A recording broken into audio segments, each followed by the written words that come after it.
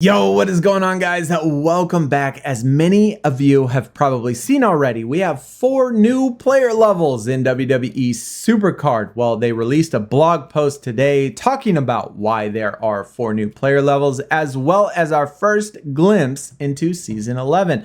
That's what we're going to talk about in today's video. We're going to talk about these 4 new player levels. I'm going to tell you what I think and why it is wrong to put these in here right now. We're also going to take a look at the game mode that they did reveal, and y'all are going to have to let me know in the comments. What do you think about this new information? Are you hyped for Season 11? What do you think about these 4 new player levels that they have just added? So let's check out this blog post. We're not going to read this entire thing. If you do want to read it word for word, it is over on the WWE SuperCard website. Go over there, check it out, read it all. But Season 11 is here. Boom, the game mode. In the last year, SuperCard entered in its 10th season, 10th birthday. Through the last decade, they've created thousands of superstar cards, dozens of game modes and events, and hundreds of special and limited edition cards. And we've never messed anything up at all. Not even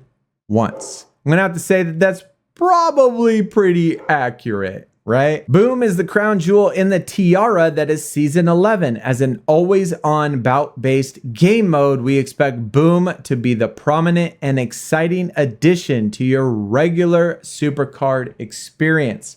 So we have the main screen right here, and you see Braun and Cody Rhodes here. Looks very similar, I guess, at least how the screen looks anyway to me, of Money in the Bank. You have reward packs up here at the top. It says current win streak, which again, we'll talk about here in just a minute.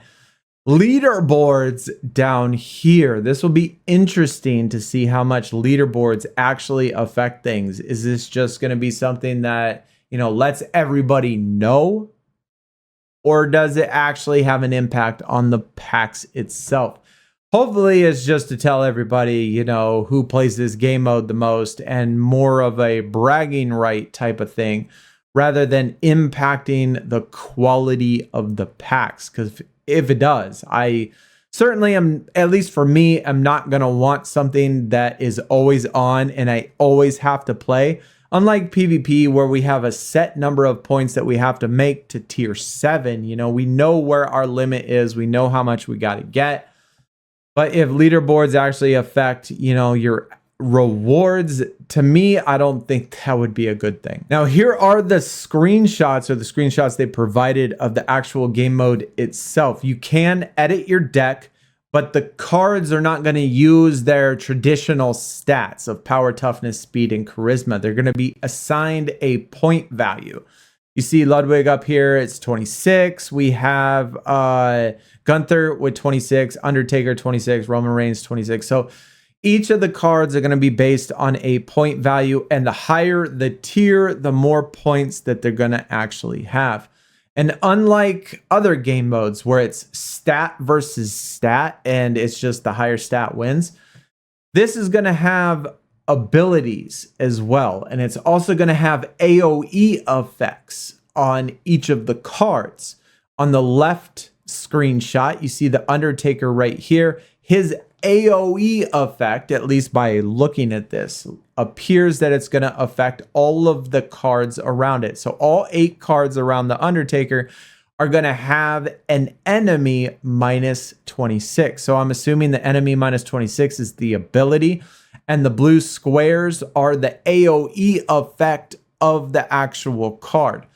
And it did say that you can assign these sort of abilities to the card. I don't know if the AoE can be assigned to each of them, but I'm just going to assume that every single one of the cards, it's going to be different, but maybe every single Undertaker is going to have this same AoE effect.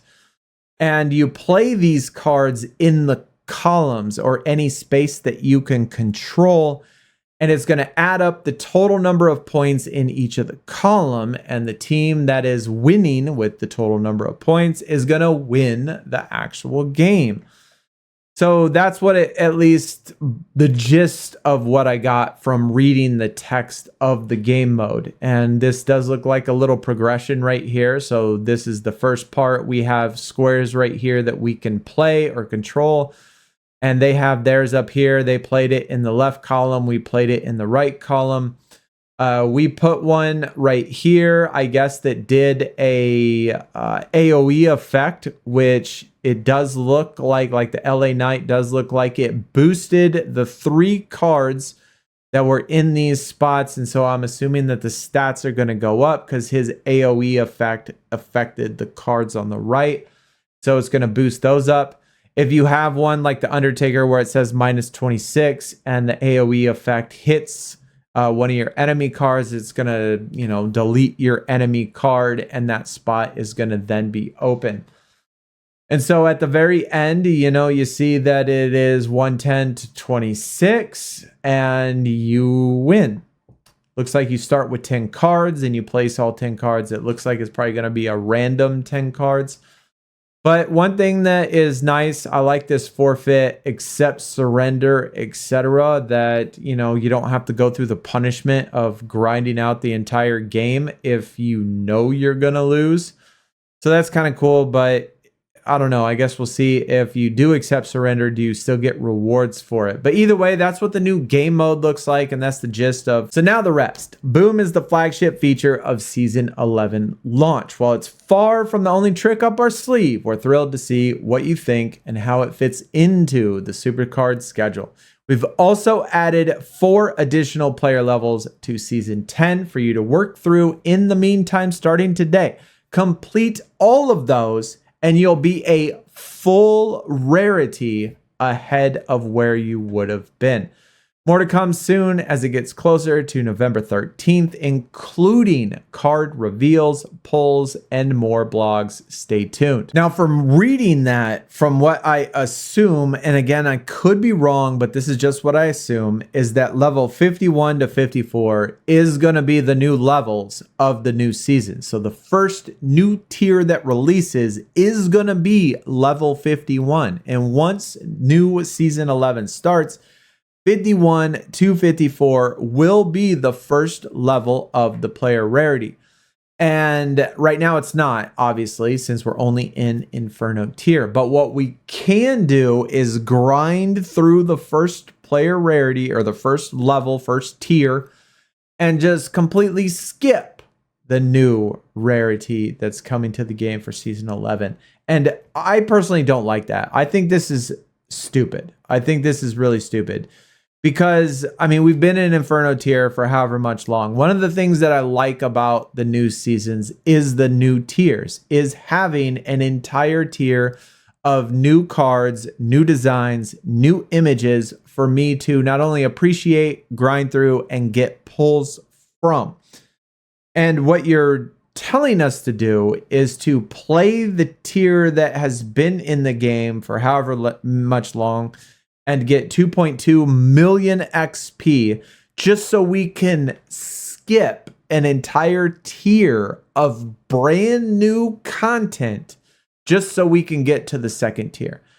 I don't understand the point of that. I don't understand the point of putting out 3 new tiers if you're going to try to influence everybody to completely skip the first one. Like, why would I want to get 2.2 million XP by trying to get, Inferno pulls and Inferno pros and grinding up this level board or this XP player rarity board just so I can skip all of the brand new content that is coming out? It just does not make sense to me. Now, I get the benefit behind doing it, and other people might not care whatsoever. They're going to be like, you know what, we're trying to get to that top tier, and this is going to be better for all those people that want to get to the second tier and start there, and we'll be a head up on everybody else. I get that. That's totally fine. And you can still pull the first rarity, once it starts, because it'll be 1 tier below you, and you can still pull them on the draft board or whatever like that. But I don't know, it's just not going to be the same thing. And it's going to take away, at least for me, it's going to take away some of the experience and some of the, trying to appreciate the tier in the new season and know that, oh, well, I got to get this pull and I am excited about the new pulls I get. And I want to see all these new cards of this new rarity. And then when the tier after that comes, I get to see all those too. And I don't know, man. I would recommend, though, save these packs. If you do go for level 55 or 54, save these packs because I kind of think they should probably change to the new rarity once Season 11 launches. So don't open them. Just leave them as they are. And once the new season launches, then hopefully these change too. So let me know in the comments. What do you think about this information? Is this a big deal to you? Do you even care? I mean, personally, like I said, I think this is kind of silly, man. I think it's kind of silly to already release or open up because there's going to be people that get to level 54. There's going to be people out there that get this far. You're going to need lots of pulls, lots of pros, lots of all that stuff, and they're going to be completely maxed out. And we're not going to get to level 54.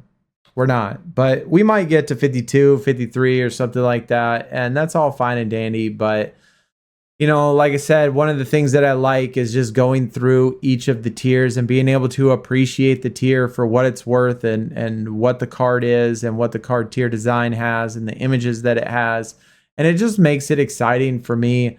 And to take away part of that, because it's already, you make top tier within a month or so, to cut that short by a third so you could be in the top tier that much faster, I don't know, it just takes away from Season 11 to me. Either way, though, let me know in the comments what you think. I will see y'all in the next video. Y'all take it easy. We're out. Peace.